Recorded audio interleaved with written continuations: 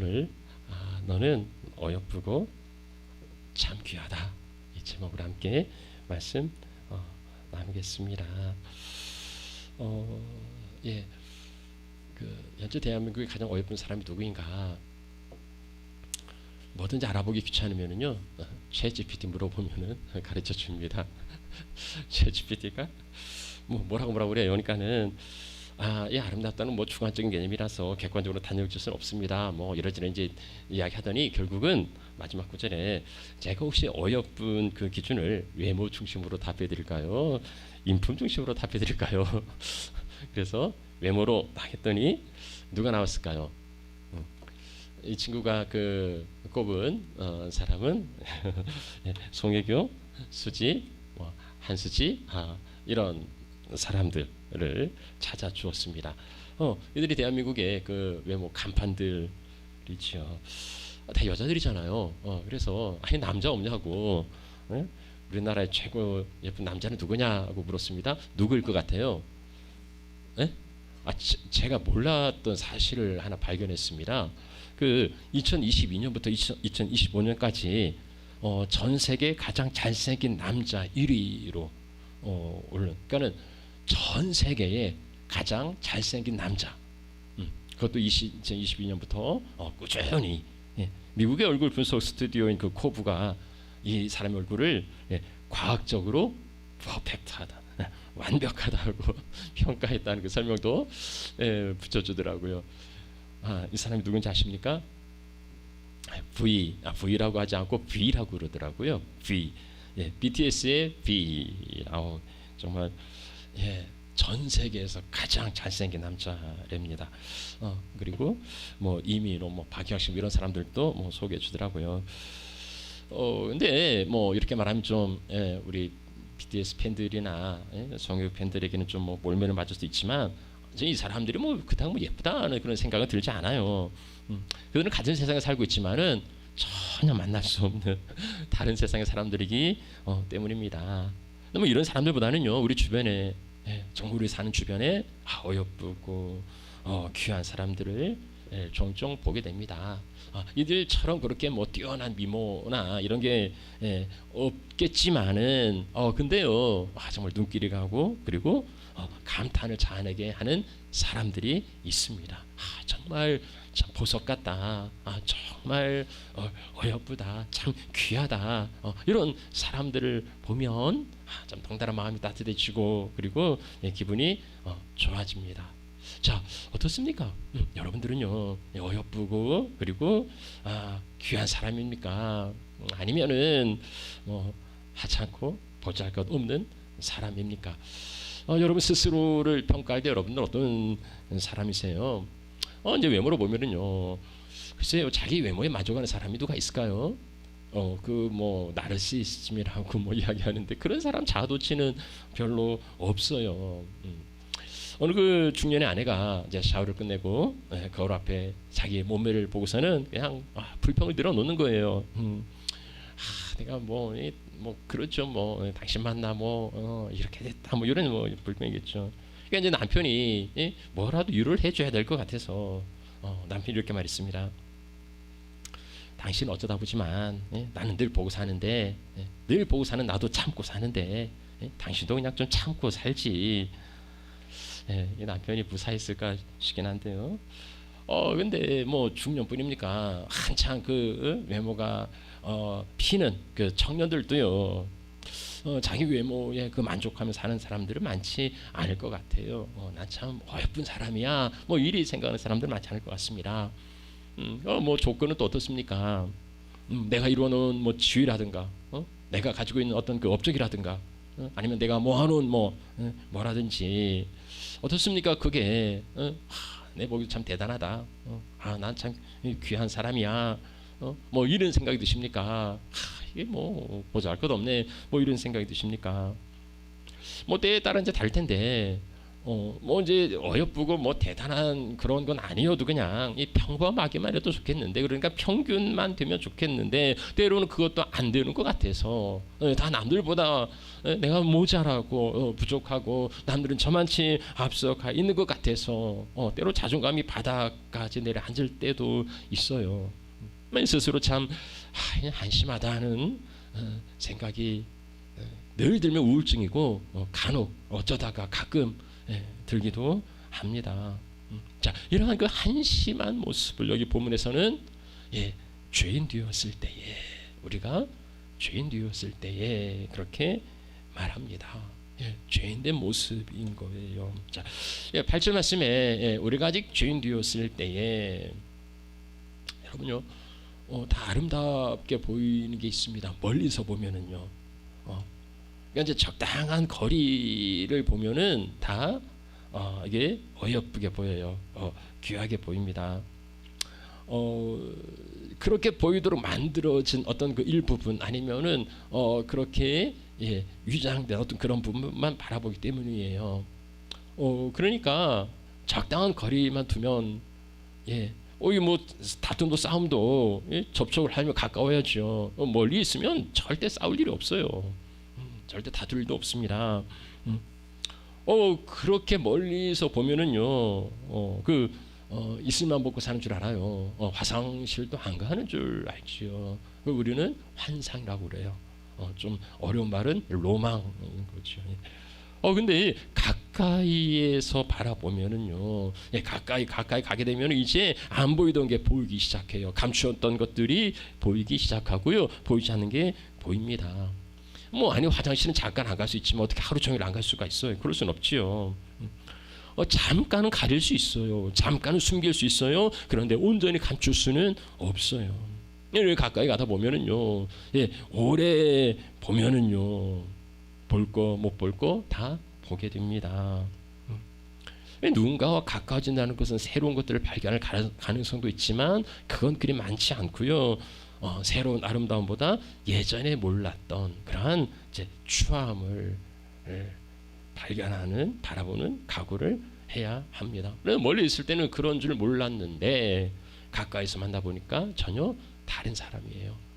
좀 더 자세히 알아보니까 그 사람이 아닌 거죠. 이게 변장, 본판이 아니라 잠깐 변장하고 있었던 겁니다. 그래 보면은요, 이 도토리 기저귀 같다 하는 생각이 들어요. 모든 사람들은 다 거기서 거기 앞서거니 뒤서거니 하는데 다 고만고만한 어떻게요? 죄인이라는 카테고리에 다 들어가는 겁니다. 겉으로야 정말 예쁘게 귀하게 보이는데 이게 이제 꾸며낸 거예요. 여러분, 우리 형제들 특히요, 우리 형제들이 거기에 속지 말아야 합니다. 뭡니까? 고운 것도 거짓되고 아름다운 것도 헛되다는 거예요. 이렇게 말해도 아니라고 부정하시겠지만 그러나 그래요. 맞아요. 성경이 그렇게 말해요. 고운 것도 잠깐이고 아름다운 것도 순간이라는 거예요. 예쁜 것도 열흘 간다는데 열흘 동안 예뻐요. 그 다음에는 지는 거죠. 한때 인간의 모든 본질은요, 다 죄인이라는 겁니다. 대단한 능력으로 스스로를 치장하고 꾸며서 아름다운 척, 고고한 척 그렇게 하더라도 어떤 사람들은 꾸밀 만한 능력이 없어가지고서는요, 있는 그대로의 모습을 보여줄 수밖에 없고, 그래서 자존감이 바닥을 친다 할지라도요, 뭘 꾸몄든 그렇지 않았든 간에 모두 죄인이라는 신분이기에 그 본질은 어이없고 귀한 존재가 아니고요, 더럽고 추한 존재일 수밖에 없다는 것이 오늘 우리 성경이 우리에게 말씀해 주고 있는 겁니다. 우리 안에 있는 그 본질은 모두가 다 죄인인 거예요. 그러면은요, 이런 그 죄인된, 죄악된, 추와 더러운 이것을 어떻게 아름답다고 귀하다고 할 수 있겠습니까? 그 더러움을 아름답게 바라볼 수 있게 하는 건 사랑이에요. 사랑이에요.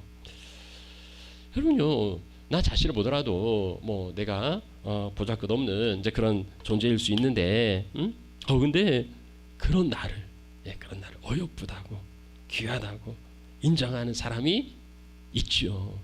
예, 있지 않습니까? 이 사람은 멀리서 그 아름다움을 속아 넘어가는 사람이 아니에요. 예, 가까이 있어요. 그리고 나의 모든 걸 너무 잘 알아요. 그럼에도요, 어여쁘다고, 참 귀하다고, 예, 그리 여겨줍니다. 누굽니까? 부모님이죠. 예, 부모님, 예, 혹은 예, 남편과 아내, 아니면 뭐 자녀들, 아니면 가족, 뭐 친인척, 혹은 뭐 친구들. 그러니까 예, 나를 사랑하는 사람들이에요. 나를 사랑하는 사람들. 이 사람들이 나를 어여쁘다고 귀하다고 그렇게 여기는 것은요, 객관적인 사실이 절대 아닙니다. 그건 객관적으로 어여쁘고 뭐 귀하고 그래서 너 참 예쁘다고 말하는 게 아니에요. 그것은 오로지 주관적인 겁니다. 그냥 자기가 그렇게 생각하는 거예요. 어떤 조건이나 어떤 이유가 있어 그런 거 아니에요.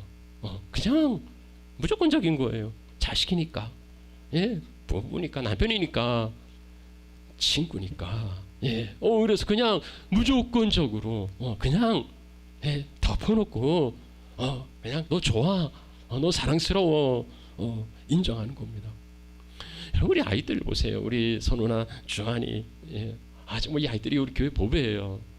이 아이들이 얼마나 좋은지 몰라요. 근데 보세요, 이 애들이 뭐 말을 잘 들어서, 아니면 뭐 공부를 잘해서 뭐 이쁨을 받습니까? 그런 거 아니에요. 예, 이 애들이 뭘 해서가 아니고 뭘 해도예요. 예, 뭘 해서 어떤 뭐 조건 때문에 뭐 예쁘 이게 아니고요. 그냥 무슨 짓을 해도 다 이쁜 거예요. 그냥 그 존재 자체가 이쁜 거예요.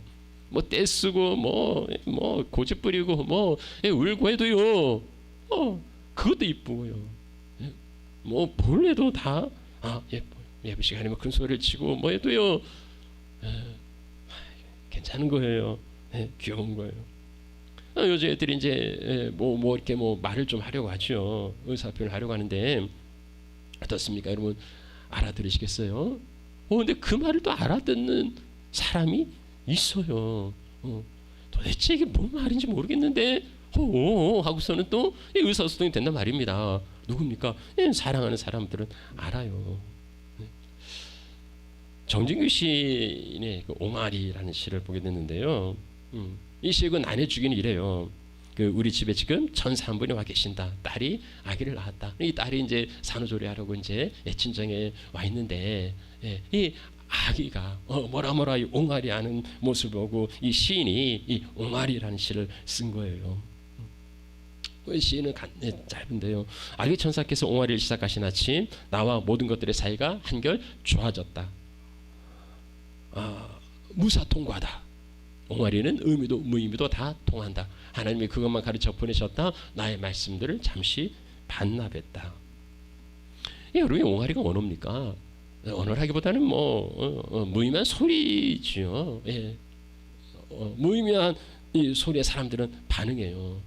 이 아기가 뭐 옹알이를 하면, 그 뭔 이야기냐고, 제대로 좀 이야기하라고 이래 말하는 사람이 아무도 없습니다. 아이의 그 옹알이 그랬어, 그랬구나, 그거야, 그래 하고 맞장구를 치는 거죠. 아이가 무슨 소리를 내든지 그냥 무사통과예요. 뭐 의미든 무의미든 다 통하는 겁니다. 우리 한국말로 해도 안 통하는데 이 아이가 무슨 소리를 해도 그냥 다 의사소통이 되는 거예요. 왜 그렇습니까? 그 까닭이 뭡니까? 사랑하니까요. 사랑하니까, 무조건적으로 사랑하니까. 이 아이가 무슨 이야기를 하려는지 정말 마음으로 들으려고 그래요. 응아를 한 거야? 배가 고픈 거야? 밖에 나가고 싶은 거지? 왜? 그렇게 알아듣는 거예요. 사랑하니까는요. 사랑의 언어, 사랑이면요 모든 언어가 다 통한다는 겁니다. 그럼 본래 어여쁘고 귀해서가 아니에요. 그게 아니고 사랑하니까 그렇게 보이는 겁니다. 사랑하니까 뭘 해도요 어여쁜 거고 귀한 거고 사랑스러운 거예요. 어린 아이뿐 아니라 우리가 이제 장성에서도 참 어여쁘고 뭐 귀하다 이런 표현을 하지 않습니까? 사랑에 빠지면 그래요. 이 성경에 아가서에 보면은요, 이 어여쁘고 어여쁘다는 표현이 6번 나옵니다. 이 아가서 사랑의 고백이지요. 여러분들도 누군가에게 이런 고백을 하셨을 거예요. 정말 어여쁘고 참 귀하다, 사랑스럽다. 이런 고백은 제정신 가지고 할 수 있는 고백은 아니죠. 좀 정신이 나가야, 제정신이 아니어야 정말 사랑스럽다고 뭐 어여쁘다고 이렇게 말하는데 그게 사랑인 거예요. 지금도 그렇게 고백하십니까? 정말 대단하신 분입니다. 이런 고백들을 받으면요, 너 정말 어여쁘고 너 정말 대단해, 사랑스러워 이러면요, 내 자존감이 푹 올라가고 그리고 힘과 용기가 생깁니다. 정말 격려가 되지요. 그런데 이 사람의 이 고백은 한계가 있어요. 무엇보다도 부모님이 언제까지나 내 곁에 그렇게 계시지 않아요. 저희 양가 부모님 다 이제 천국 가셨는데요, 때로 너무 그리울 때가 있어요. 그냥 계시기만 했으면 좋겠다 이런 생각할 때가 가끔 듭니다. 언제까지나 계시지 않아요. 배우자도, 친구도, 또 때로는 멀어지기도 하고, 때로는 돌아서기도 합니다. 그 고백이 또 변하기도 해요. 우리 이제 주한의 손의 부모님이 뭐 지금은 뭐 뭘 해도 다 정말 사랑스러운데 10년 후에도 뭘 해도 사랑스러울까요? 그러진 않을 거요. 이 고백이 바뀌더라는 겁니다. 그러니까는 우리 주변에 사랑하는 부모님이나 친구나 이런 우정이, 사랑이 귀한데 거기에는 한계가 있어요. 우리가 다 같이 연약한 피조물이기 때문에 그렇습니다. 그래서요. 그래서 우리에게는 다른 차원의, 그러니까 이게 동등한 차원이 아니고 다른 차원의 절대적인 사랑이 필요한 거예요. 우리는 늘 그 사랑을 갈망합니다. 그 사랑이 바로 절대적인, 물론 부모님이나 이러한 사랑도 어떤 그 무조건적인 사랑의 모습이 있지만 불완전한 거죠. 그런데 정말로 완전한 무조건적인 그 사랑, 하나님의 사랑이에요. 하나님께서 여러분을 사랑하신다 합니다. 하나님께서 내가 너 사랑해, 수시로 말씀하세요. 내가 너 사랑하는 거 알지? 여러분 그 사랑을 발견하십니까? 어디에서요?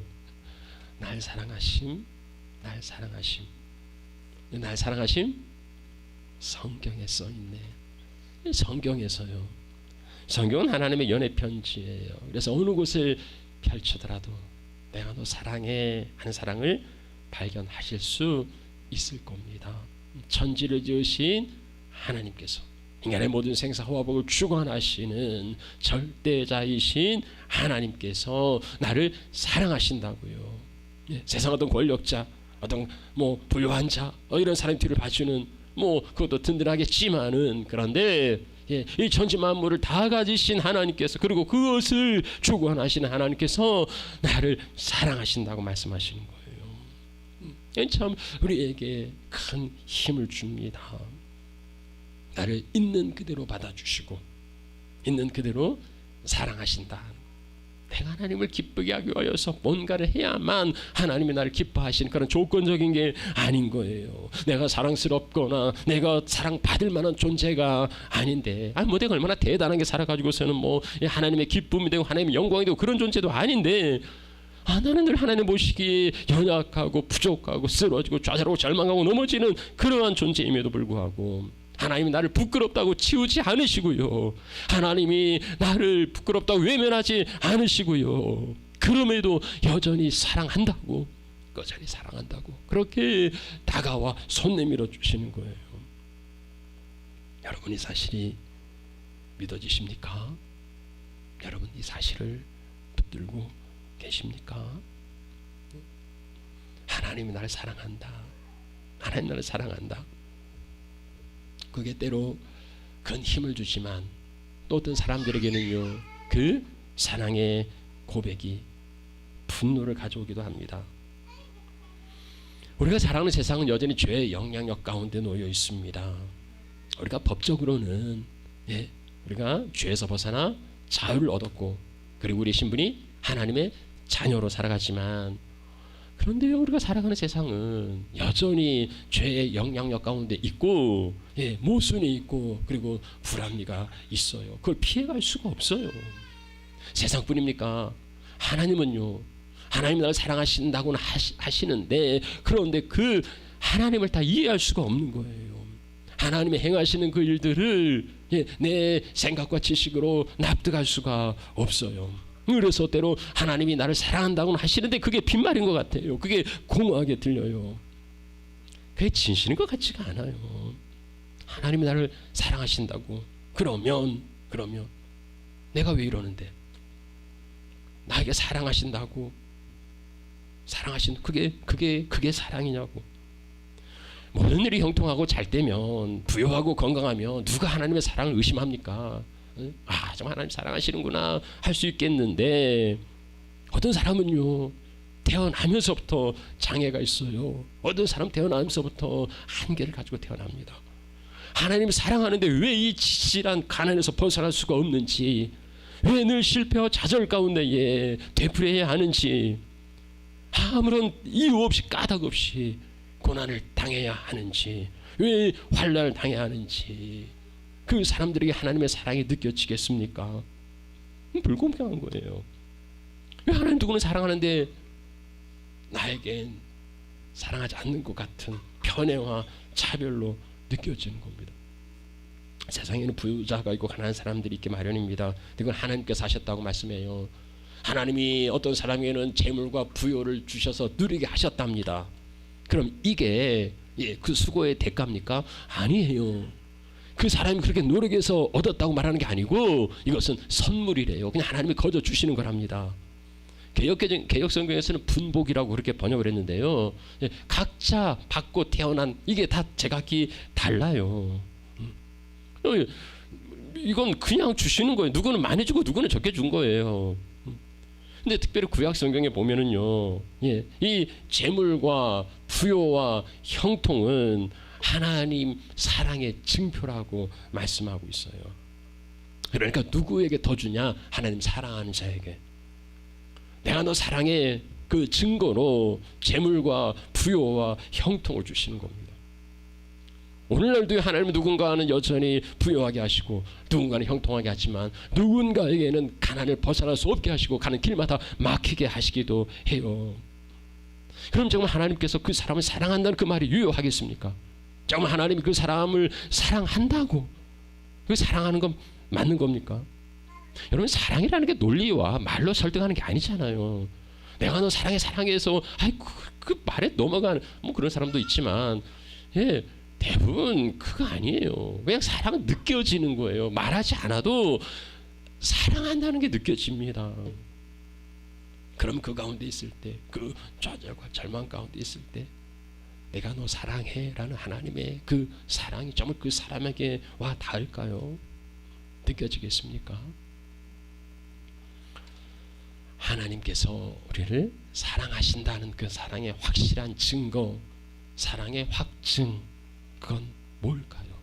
우리가 뭘 가져야 하나님이 나 사랑하시는구나, 그렇게 확실히 느낄 수 있겠습니까?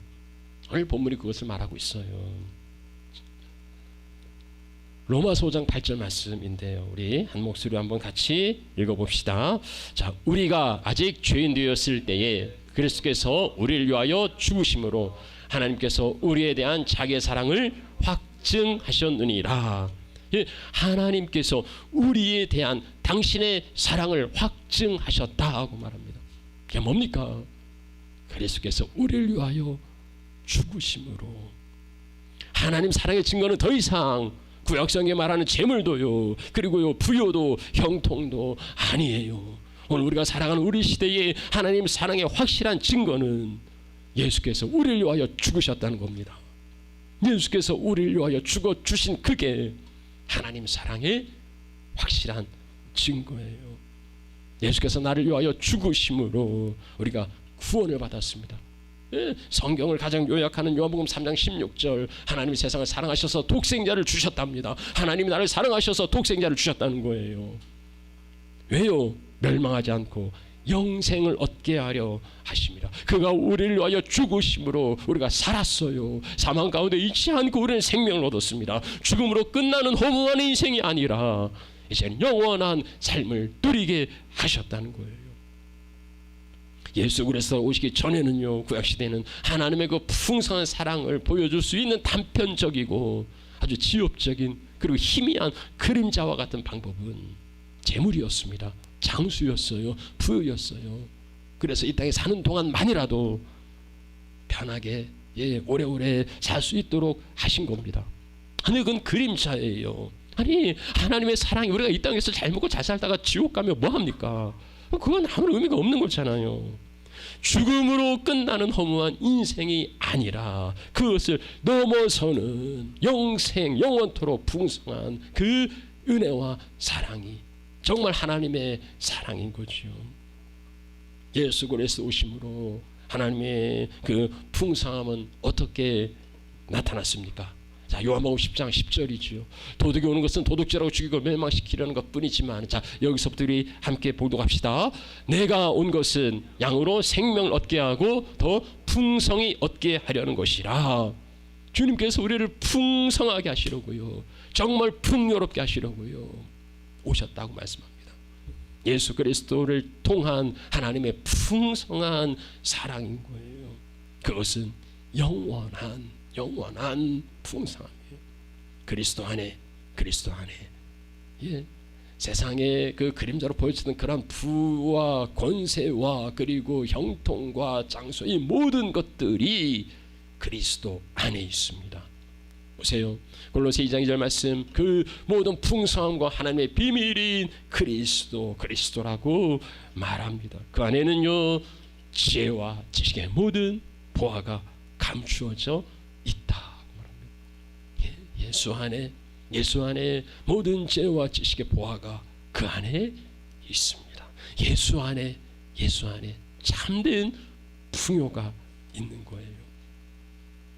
여러분, 그 본질적인 하나님의 사랑의 풍성함이 있다면, 정말 그 본질적인 마스터키가 있다면요, 그 삶이 궁핍하고 가난하고 역경과 고난과 질병 가운데 달지라도요, 그게 문제가 되지 않는 거예요. 그 자체가 주는 고통이 있고 그것이 주는 어려움과 힘든 게 있지요. 그럼에도 그간도 굴복되지 않는 까닭은 하나님의 사랑이 있기에 때로는 버티게도 하시고 때로는 견디게도 하시고 그럴 때는 그것을 넘어서게도 하십니다. 그래서요, 세상 사람들이 가진 거 없어도 괜찮아요. 왜 그렇습니까? 참된 보화와 참된 지식과 지혜의 모든 보화를 가지고 있으니까. 부스러기, 다이아몬드를 가지고 있으니 유리구슬 따위는 부럽지 않은 겁니다. 지금 당장 가진 게 없어도 당당할 수 있는 까닭은 뭡니까? 내 삶의 대책에 서지 않아도 답답하지 않는 건 뭡니까? 예수께서 내 안에 계시기 때문이에요. 그 예수가 나를 이끌어 인도하시기 때문입니다. 아니 생각해 보세요. 하나님께서 당신의 독생자도 주셨는데, 하나님이 당신의 아들도 주셨는데 뭐가 아까워 못 주시겠습니까? 뭐가 모자라 못 주시겠어요? 아들도 줬는데 못 줄 게 뭐가 있냔 말입니다. 하나님은요 우리에게 안 주실 리가 없어요. 못 주실 리도 없어요. 나에게 유익하고 필요한 거라면은요, 하나님 반드시 주십니다. 언제요? 가장 좋을 때, 베스트, 가장 좋을 때예요. 여러분, 우리가 하나님을 믿는다는 것은, 우리가 하나님을 신뢰한다는 것은요, 내가 원할 때 즉각적으로 나에게 채워주신 그게 믿음이 아니고, 하나님을 믿는다는 것은요, 두 가지. 하나님의 인도하심, 하나님이 내 인생 인도한다는 거예요. 내가 만들어가는 게 아니고 하나님이 이끌어 가시기에 때로는 돌아가게 할 수도 있어요. 때로는 더디게 가게 할 수도 있지만, 그런데 분명한 사실은 그 걸음 하나님이 인도하신다는 겁니다. 그리고 또 하나는요, 하나님의 공급하심이에요. 하나님이 나를 이끌어 인도하시는 그 모든 인생 여정 가운데에 하나님 우리의 모든 쓸 것을 채워주십니다. 넉넉하지 않을 수도 있을 겁니다. 때로는 부족하게 생각될 수도 있을 거예요. 그런데 맞추면 하나님 나에게 꼭 필요한 그대로 그만큼 나에게 주시는 거, 그게 선하신 하나님을 신뢰하는 겁니다. 하나님을 내 마음대로 뭐 이렇게 끌어가고, 내가 앞장가고 하나님 끌어가서 필요할 때 내가 도움받고, 그런 거 믿음 아니에요. 그건 미신이에요.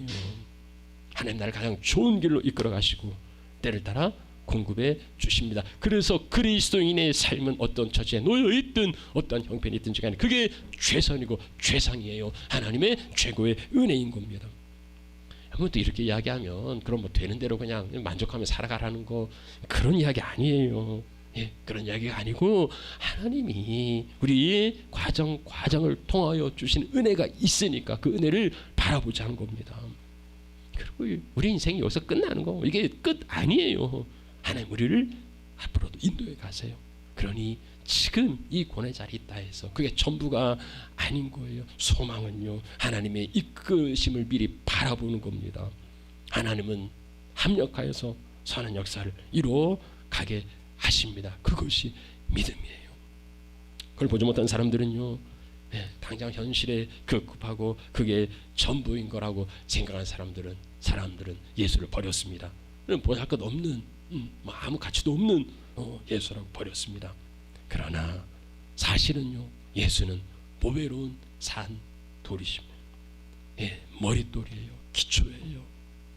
보배입니다. 오늘 설교가 다 이해되지 못했을지라도요, 다 이해할 수 없었을지라도요, 적어도 예수가 그리스도가 세상 그 무엇보다 보배이심을 믿으시고요, 이제 그 보배를 좀 차근히 제대로 온전하게 알아가는 그러한 시간과 기회가 되시면 좋겠습니다. 말씀 마무리하죠. 하나님께서 여러분들을 사랑하신다 말씀합니다. 넌 참 어여쁘고 참 귀하다고 말씀하세요. 내가 나를 봐도 한심하고 보잘것 없는데 참 어여쁘다고 뭐 납득이 안 가실 수도 있겠고, 어쩌면 나를 사랑한다는 그 말 자체가 불편하고 또 부당하게 느껴질 수도 있겠습니다. 날 사랑하시는데 왜 이 지경이냐고, 저도 남들만큼만 좀 살게 해주면 좋겠다고 그리 이야기하실지 모르겠지만, 지나간 시대의 그 희미한 사랑의 증표였던 재물과 형통을 여전히 하나님 사랑의 증거라고 생각하시면 그 하나님 오해하시는 거예요. 뭐 오늘날도 그 자식들에게 돈이면 뭐 전부인 양 돈으로 해결하는 이 못난 부모들도 있고, 자식들 원하는 거 다 들어주는 그런 어리석은 부모들도 없지 않지만, 하나님은 그런 분 아니세요. 하나님 그런 어리석은 부모가 아닙니다. 오늘 우리 시대 하나님이 우리를 사랑하신다는 가장 확실한 증거는요, 더 이상 부여와 형통이 아니라 예수 그리스도입니다. 예수 그리스도입니다. 하나님 죽을 우리에게 생명을 주시려고요, 가장 큰 생명을 주시려고요, 당신의 아들을 아낌없이 보내주셨습니다. 그리고 나를 대신하여서 수치와 형벌의 십자가에 매다셨어요. 나를 대신하여 죽게 하셨습니다. 그 아들 예수 그리스도가 하나님 사랑에 대한 확실한 증거입니다. 톨스토이가 인생을 이렇게 비유했죠. 어떤 사람이 사자에 쫓겨서 낭떠러지에 겨우 이제 나뭇가지 하나 붙들고 있어요. 근데 밑을 보니까 독사들이 우글거리고 있습니다. 위에는 사자가 집어 삼키려고 대기하고 있어요. 근데 설상가상으로 흰쥐와 검쥐가 나와가지고서는 그 붙들고 있는 나뭇가지를 갉아먹고 있는 겁니다. 이게 인생이라고 말하고 있어요. 근데 이 절대절명의 그 시간에 이 매달린 사람이 뭐 위로 갈 수도 없고 떨어질 수도 없고, 이제 곧 뭐 쥐가 갉아먹고 있는데 앞에 꿀송이가 있는 거예요. 그러니까 이 꿀송이에 정신이 팔려가지고서는 지금 자기 어떤 상황이 있는지도 다 잊어버리고서는 그 꿀송이에 찍어 먹으면서 뭐 즐거워하고 좋아했다라는 이런 이야기를 톨스토이가 가는데요. 그 꿀송이가 구원입니까? 그 꿀송이가 자기의 잠깐의 위기를 잊어버리게 해줄 수 있을지라도 참된 구원은 아닌 거예요. 그거 없다고 아우성 칠 게 아니고요, 참된 구원을 간구해야 하는 게 아니겠습니까? 예수 그리스도, 그가 참된 구원입니다. 죽음의 위기에서 건져주시고, 사자를 물리치고 독사를 쫓아내고 쥐들을 쫓아내는 그 낭떠러리에 건져 올려서 새로운 삶을 살아가게 하시는 분, 그가 예수 그리스도입니다. 그 새로운 삶을 살아가는 여러분에게, 하나님의 자녀된 여러분에게 너는 참 어여쁘고 귀하다고 그렇게 늘 말씀해 주십니다. 여러분요, 어여쁘다는 게 사실인 건 여러분의 외모와 형편이 어떠하든지 간에 여러분 안에 하나님의 형상이 있기 때문이에요. 그 형상으로 여러분 어여쁜 겁니다. 지금 여러분의 모습이 어떠하든지 간에 점점 그리스도를 닮아가게 하시기에 지금의 모습이 절망할 게 아니고 앞으로의 그리스도를 닮아갈 모습으로 우리는 어여쁘다고 주님이 인정해 주시는 겁니다. 귀하다 하는 것도 사실인 게요. 귀하다는 건 두 가지 의미가 있는데요. 희소하다는 거예요. 예. 여러분 세상에 둘도 없는, 하나밖에 없는 하나님의 걸작품이죠. 하나님 여러분만을 향한 계획이 있으시고요. 그 걸음으로 인도합니다. 그래서 귀한 거예요. 또 하나 귀하다는 것은 고귀하다는 거지요. 여러분 우리 신분이 어떻게 바뀌었습니까? 전에는요 죄의 사망의 노예요 사슬에매여 있었습니다. 그런데 그 비참한 존재를 하나님 우리를 입양하셨어요. 그리고 하나님의 자녀라고 아들과 딸로 입양하시고 하나님을 아버지라 부르게 하셨습니다. 세상의 공주 왕자도 뭐 귀하다 하는데 하물며 하나님 아들 딸의 신분이 더없이 귀하지 않겠습니까? 하나님께서는 귀하다고 너는 어여쁘고 귀하다고 말씀합니다. 하나님 여러분을 사랑하십니다. 주님께서 네가 나를 사랑하느냐 묻기보다 내가 널 얼마나 사랑하는지 넌 알고 있니? 물으실 거예요. 알고 계십니까? 하나님께서 당신의 독생자를 주시기까지 그렇게 여러분을 사랑한다는 사실을 여러분들 알고 계십니까? 그 사랑으로 살아가시면 좋겠습니다. 찬양 드리죠.